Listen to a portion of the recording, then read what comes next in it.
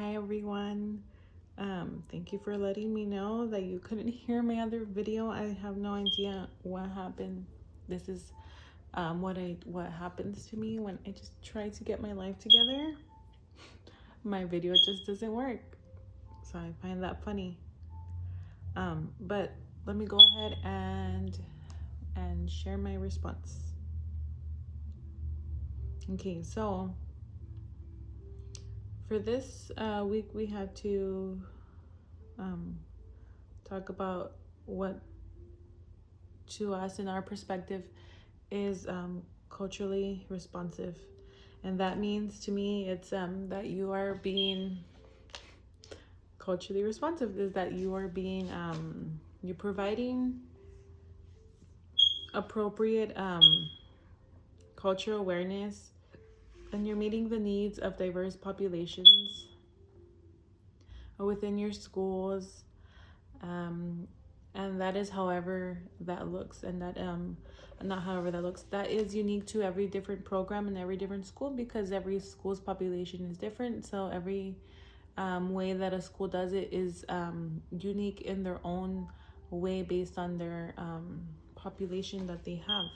But overall, it is just being able to provide equality and high quality education and services for all students, not just for certain races and certain um, groups, but it's for all students that are there. It is being I'm sorry.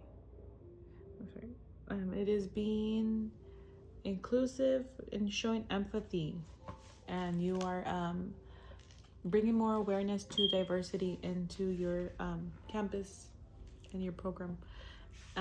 Okay, and now let me go into the characteristics.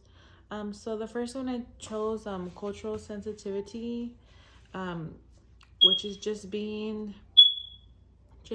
aware of the different cultures that are in um, on your campus. I'm going to say, for example, for someone who has grown up like in a place where it's mostly Hispanic students and populations, and then I can imagine that person probably moving somewhere else and then maybe getting like a higher position, and maybe they're not used to having much diversity into their let's say campus.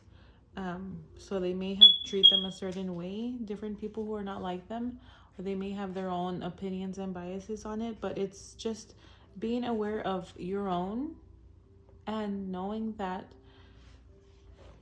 the world does not revolve around you, and there's other different cultures out there, and to be open about them and to learn about them, because that's what you can do, is learn from others. And it's beautiful when you can learn from different cultures that are not just yours, because they're also unique. And then I'm sorry, I can't understand my writing. um and then you're going back to your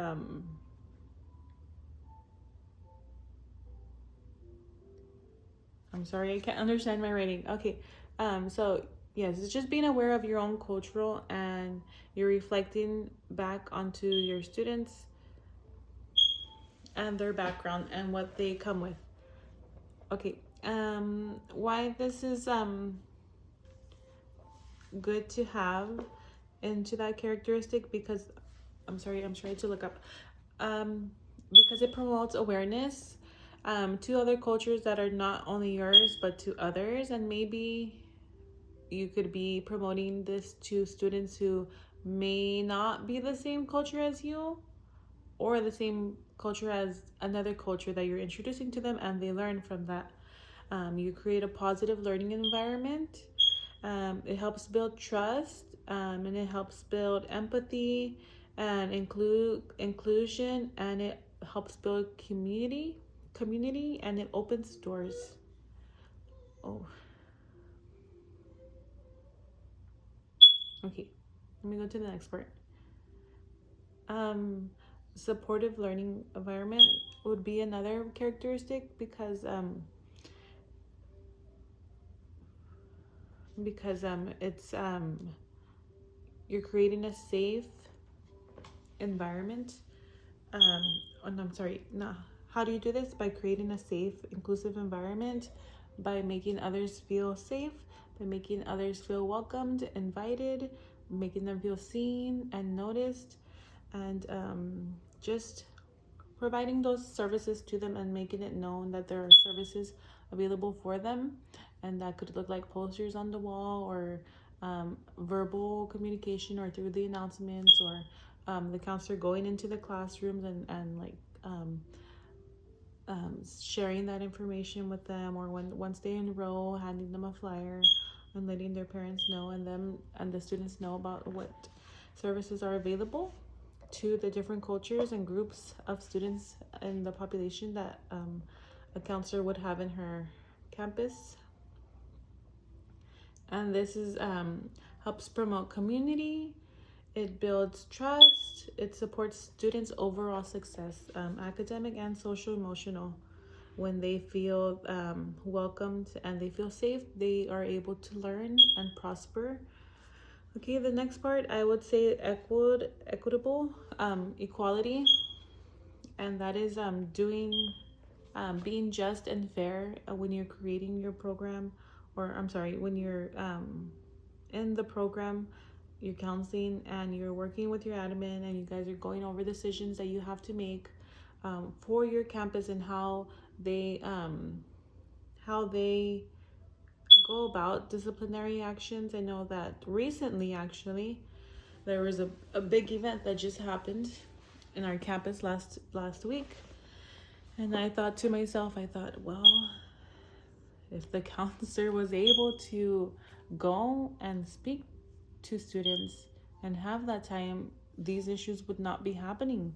And I thought that to myself, and sure enough, we get an email and it says, okay, disciplinary actions are referrals only should be referred to the principal and the CA.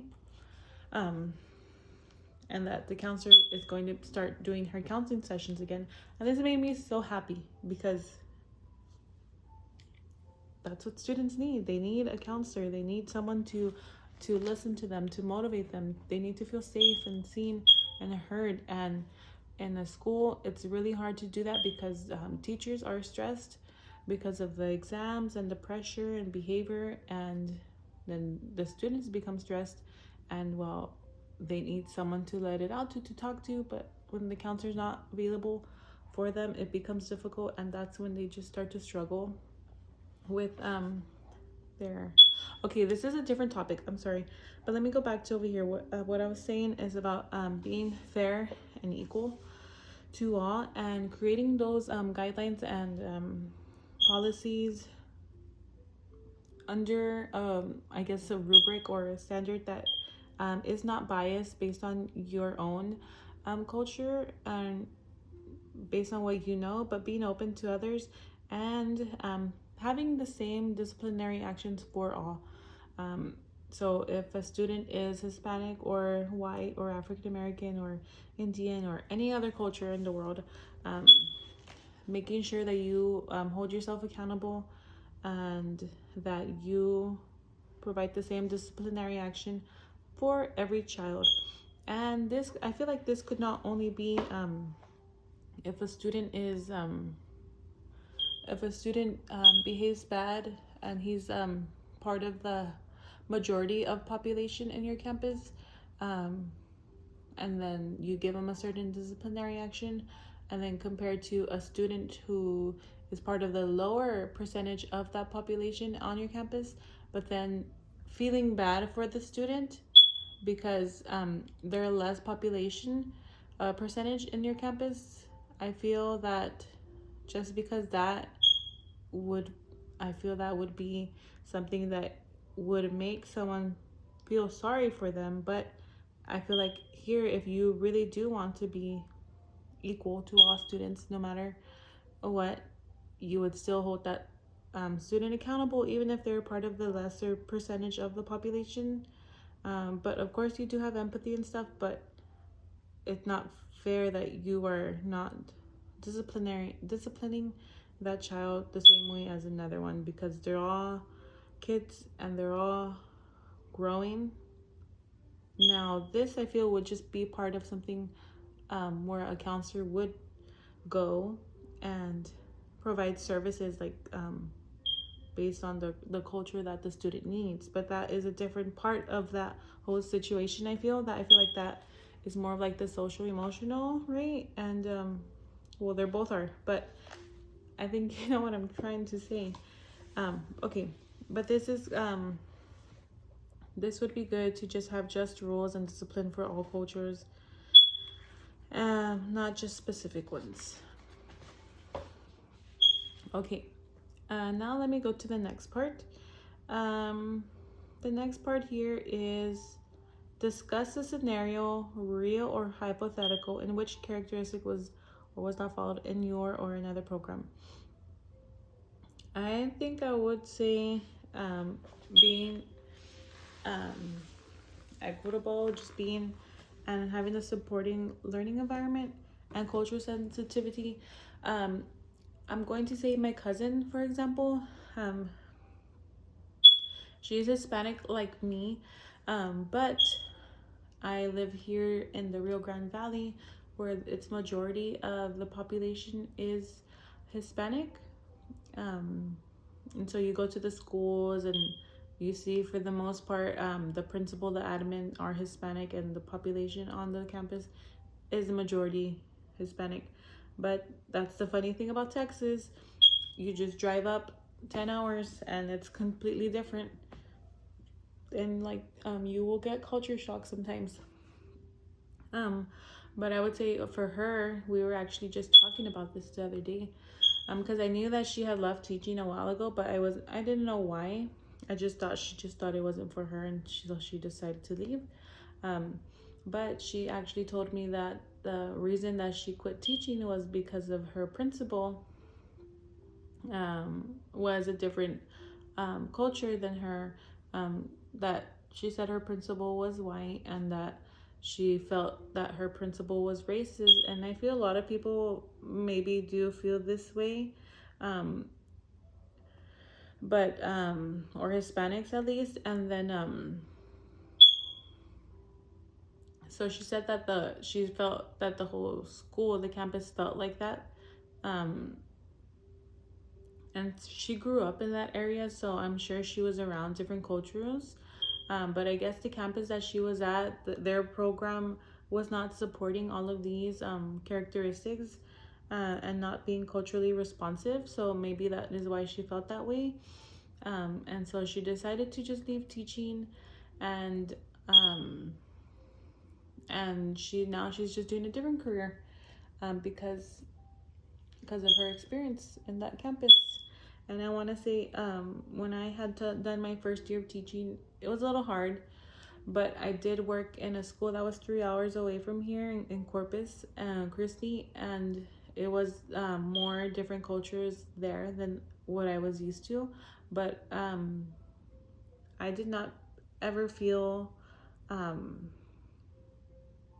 in the cultural perspective aspect of it, I did not ever feel unwanted or uninvited.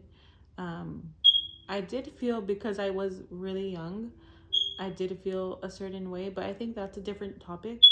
I feel when you start teaching, you're very young and naive and you don't know, and so there's just a lot for you to learn. But going back to the cultural aspect of it, I did not feel weird or anything being around different people, different cultures and races than me. I actually loved it, and I wish where I live that we had more of it. I really do.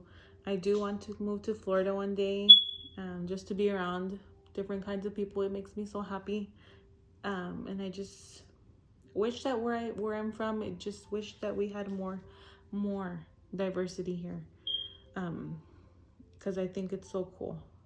Although when it comes to like food, I probably will not try it because I have a sensitive stomach and it hurts my stomach to eat. Like even just Mexican food hurts my stomach, so I don't really eat. But so I eat basic American food, like chicken and rice. That's my life. But anyways, that's not the point of this. Okay, given the current circumstances, okay, how easy or difficult is it to be culturally responsible? Okay, I think that this part here, I'm trying not to go over, but I'm just talking a lot. I think that this part here is how difficult is it? I just think again it depends on how the person is, how the admin is, and how they were brought up, and how the area you live in and or teaching or working, and the region you are from and stuff. I think that has a lot to do with it because I could go up to, I could work here where I've always worked, and then maybe they are not as judgmental. They're more open, but how would we service this diversity if we did not have all of those population of students on our campus? How would we be able to what's that word, to display it or to produce it? So that's what I think would be a little hard, is that you want to do it, but there's no population for you to do it with, I guess. Maybe another way would be to do virtual things or invite a guest speaker or something like that. Okay, and then I'm gonna go ahead and stop here, but it was nice speaking to you all. See you next week.